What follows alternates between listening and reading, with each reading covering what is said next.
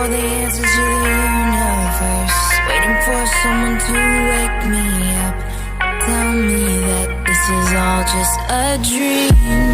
I'm still